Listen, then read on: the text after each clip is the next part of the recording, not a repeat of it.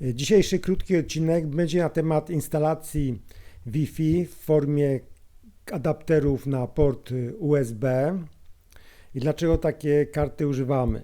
No głównie dlatego, iż na przykład nie ma możliwości instalacji karty natywnej w formie PCI Express, albo na przykład mamy jakiś mały komputerek, gdzie jest karta Intela, która również jest niekompatybilna z Maciem i w tym momencie użycie karty właśnie na USB może być jedyną alternatywą. Drugim powodem jest też może to, iż są to karty stosunkowo tanie. Tutaj możemy je zakupić w cenie od 30 zł wzwyż.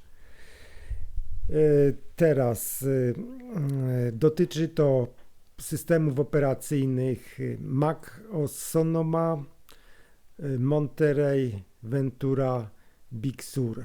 Czyli tutaj mamy akurat Mac OS Sonoma, ale jeżeli macie jakiś starszy system, to bez problemu zainstalujecie taką kartę. Jeszcze jedna sprawa, musicie mieć oczywiście bootloader OpenCore, zarówno w przypadku Hackintosha, jak i w przypadku oryginalnego Maca. Tak, jakie to są karty? Tutaj dla Was przygotowałem taki zestaw tych kart Wi-Fi, które są kompatybilne właśnie z tymi sterownikami, które będziemy teraz używać. I to są karty oparte głównie na chipsecie Realteka. Ja używam zwykle, powiem Wam, które karty używam na co dzień. Jest to tak, Archer T2U+, T3U+, również T4U+, bym polecał. To są karty bardzo wydajne, to są karty, które obsługują nawet 5G do 1300 megabitów na sekundę. Natomiast dzisiaj będziemy instalować taką prostą kartę, mały adapter USB TP-Linka WN823N. Czyli tutaj ten adapter będziemy instalować. Jak widzicie, jest tutaj bardzo duża ilość tych kart. Na pewno, jeżeli ktoś ma któryś właśnie z tych modeli, to na pewno będzie działał z tymi sterownikami. Na początek, jak się do tego zabrać? Przede wszystkim jedynym takim warunkiem instalacji jest to, aby był SIP, żeby był wyłączony. Czyli musimy włączyć ten SIP. Aby tak zrobić, wchodzimy do OpenCore Configurator. Otwieramy tutaj sobie partycję EFI dysku systemowego. Partycję EFI dysku systemowego otwieramy i w zakładce NVRAM, tu jak jest CRS Active Config, tu musimy wpisać wartość jak tutaj 0308000. To jest dla systemu Mac OS Sonoma, w innych systemach może być inaczej. W każdym razie po wpisaniu tej wartości restartujemy komputer i zabieramy się za instalację sterowników. Tu już jest SIP wyłączony, także nie musimy nic zrobić w tym przypadku. I tak, dla Was przygotowałem tutaj sterownik specjalnie właśnie pod OpenCore, pod system OpenCore, pod bootloader OpenCore dla systemów od Big Sur wzwyż. Instalacja jest prosta, można powiedzieć, że banalna. Tutaj na razie widzimy, iż Wi-Fi jest wyłączone. I teraz tak, to będzie do ściągnięcia na moim serwerze również.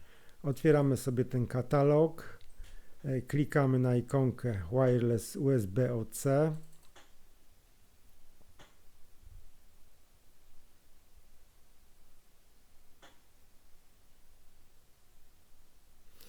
Tu mamy komunikat, iż SIP jest wyłączony. Jakby nie był wyłączony, to by nam się to nie zainstalowało. Program nas informuje, że instaluje 2 keksty do katalogu EFI OC. No i oczywiście, że jest ten driver kompatybilny z Venturą, Monterey, Big Sur, Catalina, ale również z systemem Sonoma. Tu jeszcze raz jest spis wszystkich adapterów USB, które są kompatybilne. Klikamy na Continue. Jeszcze raz Continue. Wybieramy Wireless USB Install.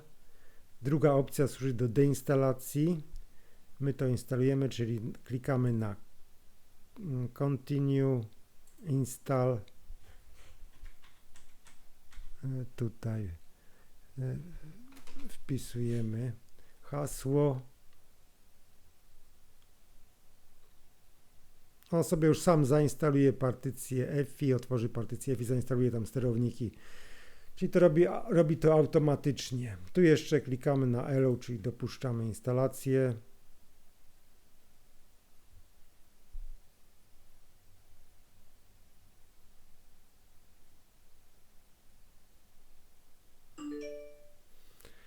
Czyli musimy zrestartować, dołączyć Wi-Fi i restartujemy naszą maszynę.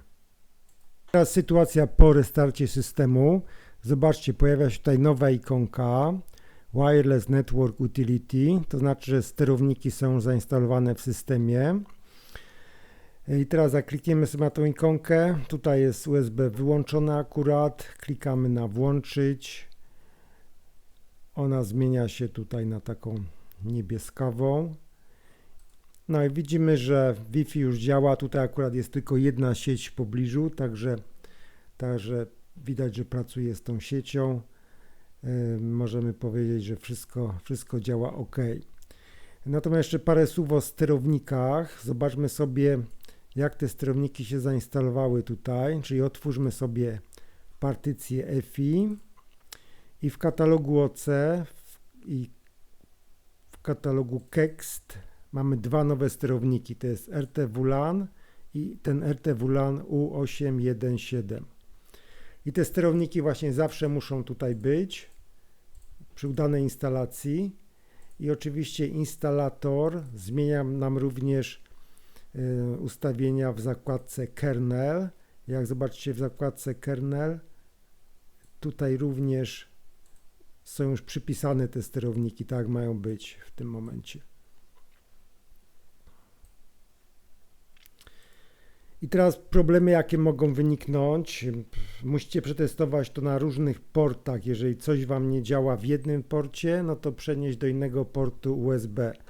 Poza tym trzeba również zobaczyć, nawet przed instalacją, włożyć taką kartę do portu USB i zobaczyć, czy ona w ogóle jest widoczna w systemie. Czyli tutaj jak macie USB i tutaj musi być ten adapter widoczny. Niezależnie od tego, czy są zainstalowane sterowniki, czy nie, on zawsze musi być widoczny. Jeżeli nie jest widoczny, to znaczy dany port USB nie jest aktywny. W tym wypadku instalacja nie ma sensu. Drugim jeszcze takim może wskazówką jest tutaj opcja Secure Boot Model. Akurat w tej wersji systemu Secure Boot Model musi być wyłączony.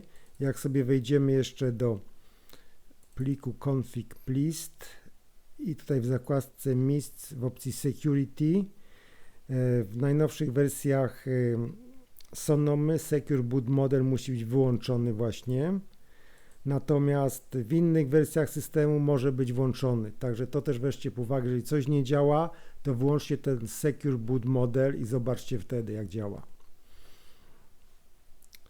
No i cóż, myślę, że to już wszystko w tym odcinku.